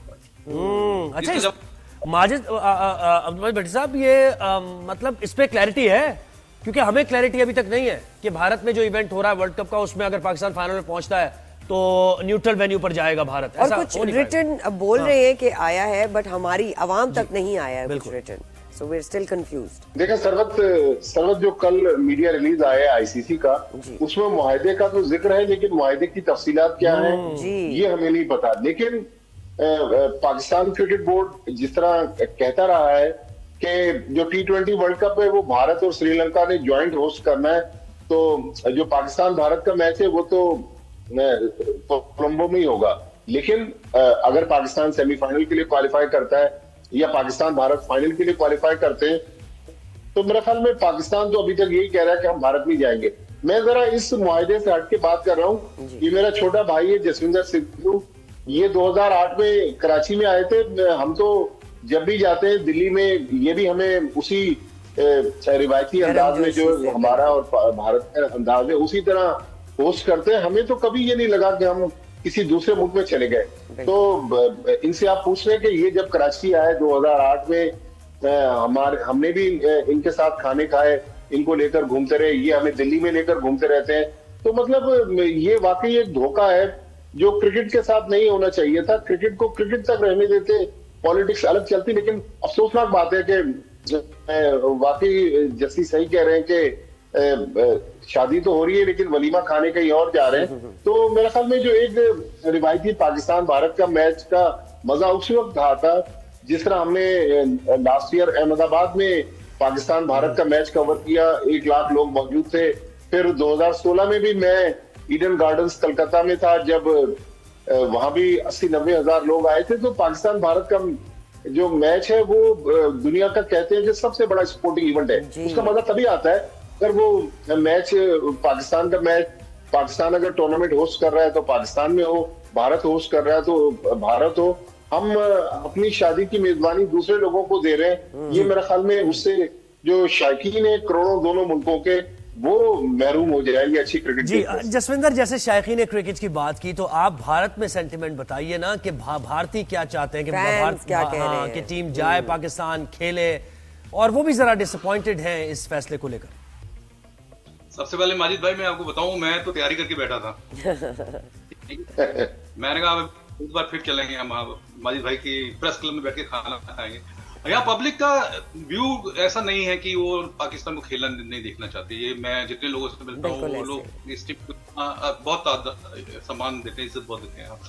और पब्लिक में तो ऐसा कुछ नहीं है, गवर्नमेंट लेवल पे है, पॉलिटिक्स लेवल पे है, वो बोर्ड अपने फैसले। लेकिन पब्लिक का ऐसा कुछ नहीं है कि पाकिस्तान नहीं आनी चाहिए। जसविंदर जी यहाँ पे और इवन बल्कि सरवत मैं आपको बताऊं कि मैंने जस्सी से ये वादा किया हुआ था कि इस बार आप पाकिस्तान आएंगे ना तो मैं आपकी शादी करवाऊंगा पाकिस्तान में। नेक्स्ट लेवल आपने छक्का मार दिया इस बात को लेके। फिर ऐसा है कि प्लेटफॉर्म हम 365 का रख लेंगे, राइज एंड वेन्यू 365 होना चाहिए, है ना। अच्छा एक चीज और आप दोनों बताइएगा, ये बरतानवी अखबार टेलीग्राफ ये कह रहा है, भारत पर वो तनकीद कर रहा है, वो कह रहा है कि भाई ये जो कुछ भी हुआ है भारत को फैसिलिटेट किया गया और भारत के कहने पर ये सब कुछ ये मामलात हुए हैं, पाकिस्तान से मेजबानी भी गई है, आधी मेजबानी गई है। क्या कहेंगे जसविंदर, आप पहले बताइए इस पर। देखिए मेरा ये मानना है कि आप उसके सामने कोई बोलने की हिम्मत ही नहीं कर सकता। उसके सामने बोलने की हिम्मत सिर्फ पाकिस्तान के पास मौका था। अब पाकिस्तान बोल सकता था कि मेरे को नहीं खेलना है, ये सबसे बड़ा होता। अगर ये मॉडल पे खिलाना है, अगर वो टीम नहीं आ रही तो मैं भी मेजबानी नहीं करता, मैं भी नहीं खेलता। ये सबसे बड़ा सबक होता बीसीसीआई के लिए भी और आईसीसी के लिए। ये मेरा सही है, यानी पाकिस्तान को इससे ज्यादा आप क्या कहेंगे बड़ी साहब, क्या पाकिस्तान को ऐसा कर देना चाहिए था कि ठीक है अगर भारत नहीं आती तो ठीक है इवेंट भी हम नहीं करते और सही है आप खुद कर लें, खुद संभालें। देखिए जोए, पाकिस्तान ने जितना रेजिस्ट करना था पाकिस्तान ने किया। अब मसला ये है कि जो आईसीसी के स्पॉन्सर्स हैं 70 से 75% पैसा जो इन्वॉल्व है आईसीसी की और आईसीसी के इवेंट्स की स्पॉन्सरशिप में, वो तो इंडियन कंपनीज का पैसा है। और जाहिर है जब पैसा लगा रही है जो कंपनीज, वो फिर अपनी भी शराइत मनवाना चाहती है। अच्छा, पाकिस्तान और भारत के मसाइल तो अपनी जगह, लेकिन दूसरे जो मुल्क हैं जिस तरह ऑस्ट्रेलिया, इंग्लैंड या न्यूजीलैंड, वहां पर क्रिकेट बड़ा खेल नहीं है। पाकिस्तान भारत मैचों से ये पाकिस्तान भारत की वजह से आईसीसी के पास जो रेवेन्यू आ रहा है उसका बड़ा हिस्सा English cricket board, cricket Australia, cricket New Zealand को जाता है, क्योंकि वहां पर नंबर 1 खेल इन मुल्कों में क्रिकेट नहीं है। लिहाजा अगर आईसीसी से पैसा जाना इन मुल्कों को बंद हो जाए तो इन मुल्कों की दुकान भी बंद हो जाए। लिहाजा वैसे बड़ी साहब ये लग रहा है, मैं आपको ये बताऊं, मुझे तो ये लग रहा है कि ये फेस सेविंग है पाकिस्तान के लिए। ये विन विन सिचुएशन तो आप कह रहे हैं, लेकिन फेस सेविंग पाकिस्तान के लिए। जसविंदर, आप क्या कहेंगे? वाकई ऐसा है? क्योंकि पाकिस्तान ऐसी सिचुएशन में फंस गया था कि हमने एक ऐसा स्टांस लिया जिससे हम पीछे भी नहीं हट सकते थे, तो एक रास्ता निकाला गया कि पाकिस्तान की फेस सेविंग हो जाए, ऐसा है? देखिए, पाकिस्तान ने हमेशा ऐसा किया है, हमेशा घुटने टेके हैं पीसीबी में, पाकिस्तान क्रिकेट बोर्ड। जी जी, पीसीबी की बात। और वो ये चलता जाएगा, सिलसिला कभी रुकेगा नहीं। जब तक आप एक टफ स्टांस नहीं लेंगे, रुकने वाला नहीं है। आपको फिर ऐसी सिचुएशन फेस करनी पड़ेगी फ्यूचर में। भट्टी साहब, ये बताइएगा कि क्या क्रिकेट पर बिग 3 की जो अजादारी से क्रिकेट को नुकसान हो सकता है? क्या समझते हैं आप? देखिए, क्रिकेट का तो सरमद ऑलरेडी नुकसान हो रहा है कि पाकिस्तान भारत एक दूसरे के मुल्क में आके नहीं खेल रहे। तो देखिए, पैसा तो क्रिकेट के खेल में है, लेकिन वो जो एक रिवायती मजा आता है ना पाकिस्तान भारत का, मैं आपको बताऊं, मैं तकरीबन 13-14 बार मेरा इंडिया जाना हुआ है। मुझे कभी नहीं लगा कि मैं दूसरे मुल्क में चला गया हूँ।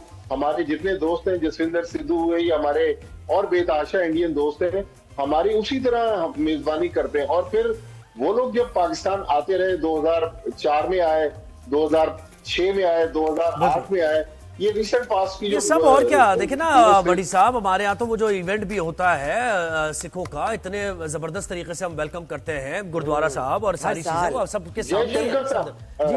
जोएब, अभी जयशंकर साहब जो फॉरेन मिनिस्टर थे इंडिया के, वो 2 दिन इस्लामाबाद में रहकर गए जब वो शंघाई कॉन्फ्रेंस थी। भाई अब हम प्रेडिक्शन करते हैं बड़ी साहब, आज से प्रेडिक्शन हमारे शो पे शुरू हो गई है। जसविंदर, आप बताइए कि फाइनल 4 क्या है? आईसीसी का जो चैंपियंस ट्रॉफी का इवेंट है, फाइनल 4 क्या है? और अगर 2 फाइनलिस्ट भी बताना चाहें आप तो बता दीजिए। ऑस्ट्रेलिया, न्यूजीलैंड, इंडिया और लाइकली पाकिस्तान, अगर बॉलिंग अच्छे रह गए। सही है। फिर आगे जब आप दोबारा हमारे शो पे आएंगे तो फाइनल की भी बात करें, कौन कौन से। जी बड़ी साहब, आप बताइए। भट्टी साहब, आप भी बता दें। मेरा जोएब, ऑस्ट्रेलिया, इंग्लैंड, पाकिस्तान और भारत, ये 4 मुल्क। इंग्लैंड, पाकिस्तान और भारत, सही है। और फाइनल बताएंगे आप अभी या नहीं? अभी इट्स टू अर्ली टू। देखें, एज ए पाकिस्तानी तो मेरी ख्वाहिश है कि पाकिस्तान भारत का फाइनल हो 9 मार्च को दुबई में। लेकिन ज़ाहिर है क्रिकेट है, उसमें एक टीम जो अच्छा खेलती है उस दिन वो परफॉर्म कर देती है। और जसविंदर, 23 को क्या होने जा रहा है पाक भारत मैच में? कोई प्रेडिक्शन करें? देखिए, कुछ ये जो क्रिकेट है ना, ये बॉलीवुड की फिल्म की तरह है। एक दिन आपकी हिट हो और दूसरी फिल्म पिट भी सकती है, तो कुछ सब कुछ कहना मुश्किल है। सही है। भट्टी साहब, यस, भट्टी साहब आप बताइए, शाहीनों की कारकर्दगी तो अभी बहुत अमेजिंग परफॉर्मेंस रही है, क्या प्रेडिक्ट करते हैं 23 के मैच के लिए? मेरा ख्याल में इंडिया 60, पाकिस्तान 40। 60-40, ठीक है। एक चीज और जोड़ना चाहूंगा, एक्चुअली में इंडिया के पाकिस्तान थोड़ा साइकोलॉजिकल प्रेशर ले लेता है, वो ज्यादा नुकसान। ये सही कह रहे हैं आप, ले लेता है, बिल्कुल सही कह रहे हैं, मैं इससे एग्री करता हूँ। पाकिस्तान साइकोलॉजिकल प्रेशर रहता है, लेकिन ये जो वेन्यू है इसका जरा एज हमें होगा। अब्दुल वाजिद भट्टी साहब, बहुत शुक्रिया, आपने हमें वक्त दिया। जसविंदर, आपने हमें वक्त दिया, और वक्तन फवक्तन आपकी जो प्रेडिक्शन जरा इसको दोहराते रहेंगे हम। बिल्कुल जी, क्या बेहतरीन जर्नलिस्ट हैं दोनों तरफ से। And it's so amazing to see कि भाई लोग एक साथ हैं, जुड़े हुए हैं, एक हैं। ये सिर्फ पॉलिटिकल प्रॉब्लम्स हैं, वरना हम सब एक हैं। एक छोटी सी ब्रेक पे जाते हैं, उसके बाद जी हम अमेजिंग क्रिसमस की क्या तैयारियां हो रही हैं और क्या होने वाला है इस शो में, पूरी दुनिया के मनाजिर हमने आपको दिखाने हैं। तो कहीं मत जाएगा, will be right back.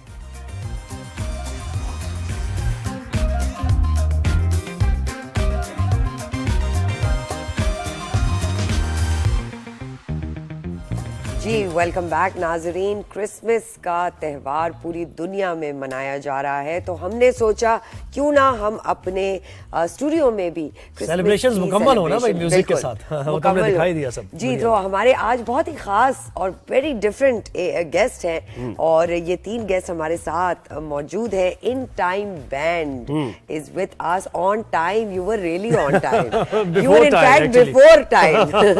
So we have Clifford Lucas, keyboard artist and vocalist. Then we have Joanna Godino, vocalist. Welcome to the show, Joanna. Hillary Rodriguez, saxophone artist. भाई आप जो बजा रहे थे तो वहीं हम impression जो था वो आपका लग गया था। तो भाई सबसे पहले तो ये बताएं, Cliffy, we will call you Cliffy as Please, that that's what is your everyone pet calls name. Cliffy, we've seen you perform at different occasions in Pakistan, in entire country, especially in Karachi. और जब भी हम आपका band सुनते हैं हमें आप कहीं और ले जाते हैं। तो कब से था ये बैंड और कितने अरसे से ये? और ये इन टाइम क्या नाम क्या और है? नाम ये क्यों है? अच्छा जी, As you said that we are in time, we came in time. Yes. That's how we name it. our motto is कि everyone wherever we perform we need to be well on time, not only in time but way on time. Right. क्योंकि बहुत सारी preparations चल रही होती है, sound check वगैरह. So you need to be very much early before any shows. The band हमारा जो है ये it's almost over 1.5 decade. Oh, We've wow. been Well, together. it started with a 3-piece band first. Right. Then I joined in, it became 4-piece. Right. And then And then 5, we had 6. 6-piece. Wow. And then Now this we is are the बढ़ता fourth गया। one. 4 Ji. piece? This is 7 Now we are fourth one. currently a 7-piece band. Oh, wow. A proper full-fledged How band. amazing.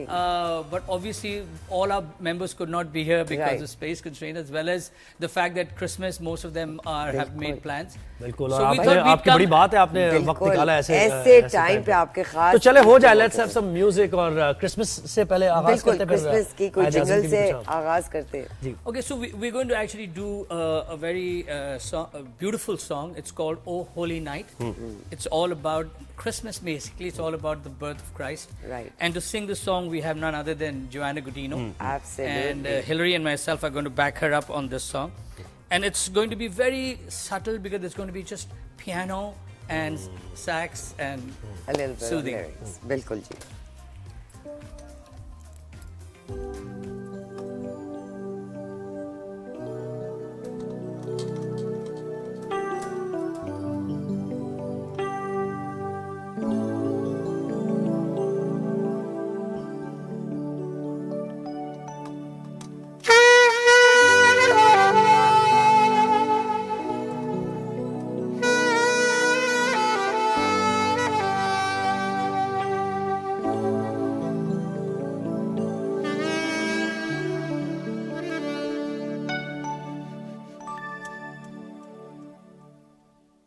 Oh, holy night, the stars are brightly shining.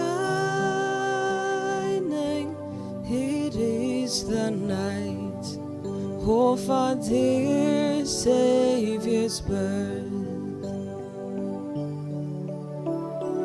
Long lay the world in sin and never pining till he appeared and the soul felt its worth. A thrill of hope, the weary world rejoices for yonder breaks a new and glorious morn. Fall on your knees. Oh, hear the angels' voices. Oh, night divine. Oh, night when Christ was born. Oh, night divine. Oh, night.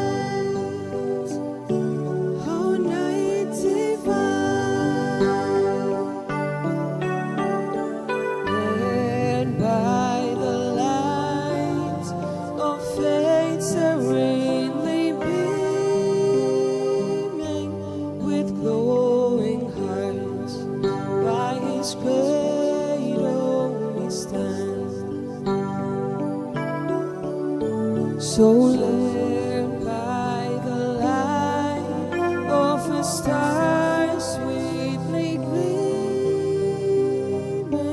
here come the wise men from Orient land. The King of Kings lay thus in lowly manger, in all our trials, born to be our friend. He knows our need, to our weakness, no stranger. Behold your King, before him lowly bends. Behold your King, before him lowly bends.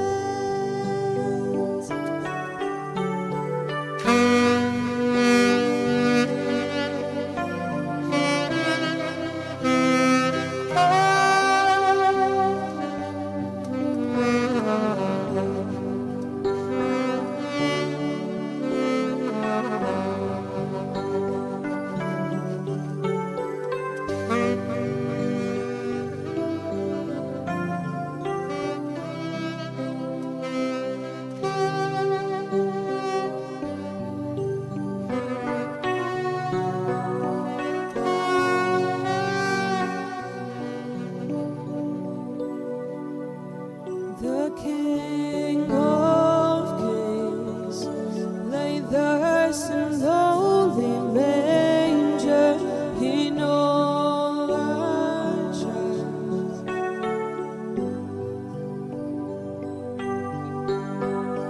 He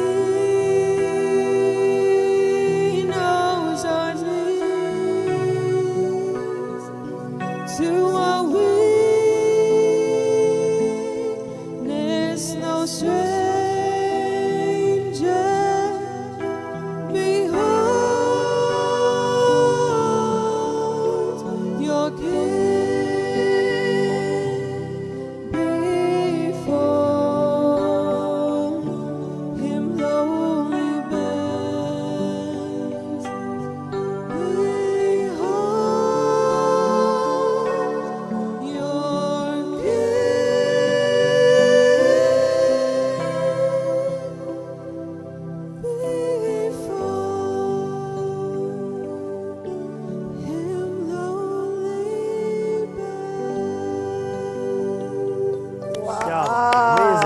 Wow, this was so beautiful.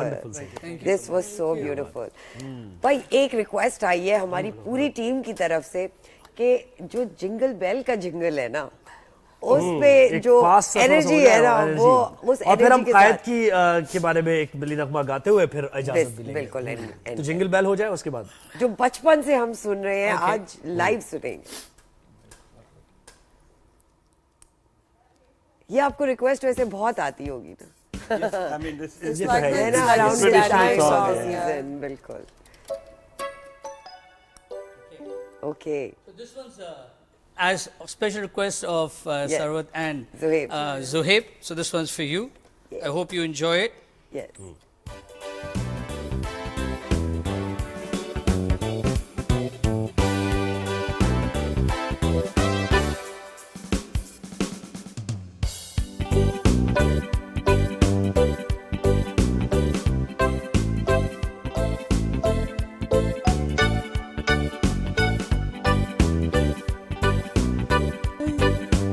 Making spirits rise, like fire it is to ride and sing.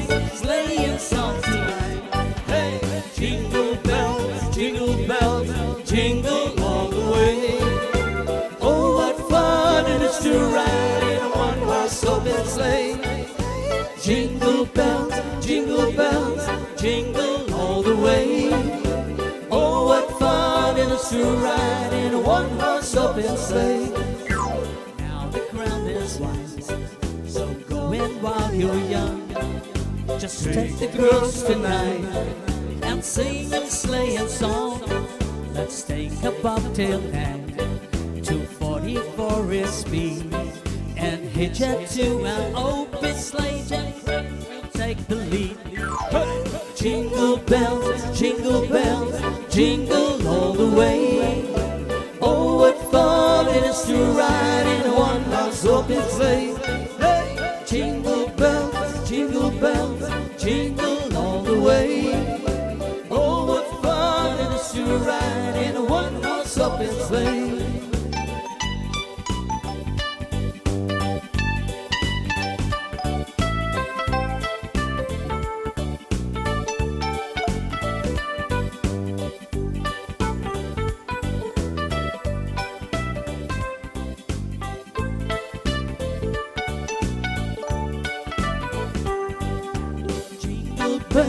Jingle bells, jingle all the way.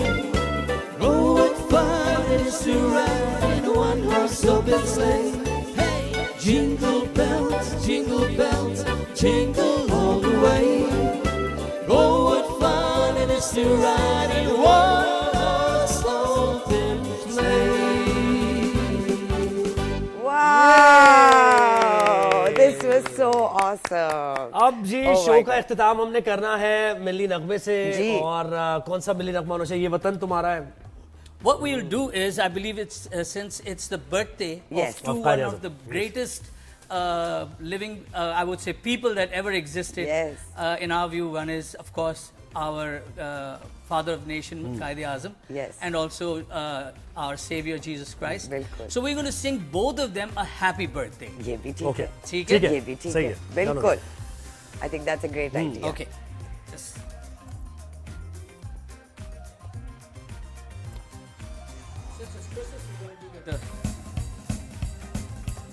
सारे जितने भी हमारे staff है, member है, वो भी Please गाएंगे आ भाई, जाएं। साथ गाएंगे, साथ हाँ। गाएंगे।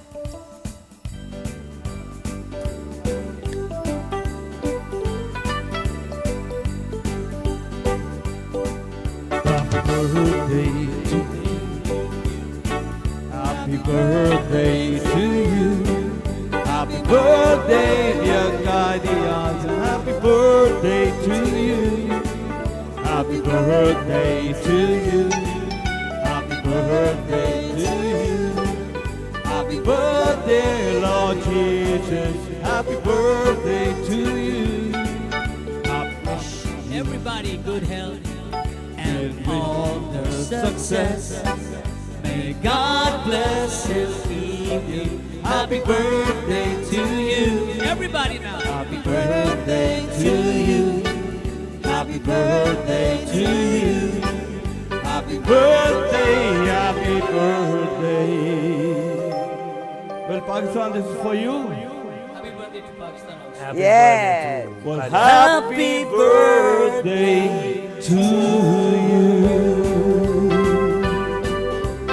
चले जी, तो ये आए जी, कैमरा इधर लाएं जरा। हाँ, Amazing. ये हमारा शो राइज एंड शाइन इख्तिताम को Thank you. पहुंचा। बहुत शुक्रिया आप लोगों का, आप लोग आए। In time band. हाँ जी। Thank you. You made our show even more special just by your presence. And we wish you all the luck and best wishes for your future. Thank you so much.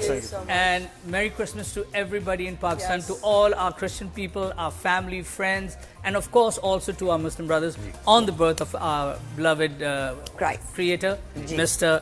Qaid Azam as well. Yes. Thank you so much Thank for you, having ji. us. Thank you so much. Thank you. You It was a made our pleasure. show even more special today. जी तो कल मुलाकात होनी नाज़रीन, है। कल एक बार फिर आपसे मुलाकात होगी। आज के शो से इजाजत दीजिए, अपना फीडबैक जरूर दीजिएगा। आज के शो पे बहुत मेहनत हुई है, बहुत खास मेहमान भी आए हैं, बहुत सारी दुनिया भर से हमने कवरेज करके आपको दिखाई है। तो जी, अपना ख्याल रखें। ज़ुहैब और सरवत को इजाजत दीजिए। कल आपसे मुलाकात खाइज़ चाइट पर होगी। अल्लाह हाफ़िज़। खुदा हाफिज़।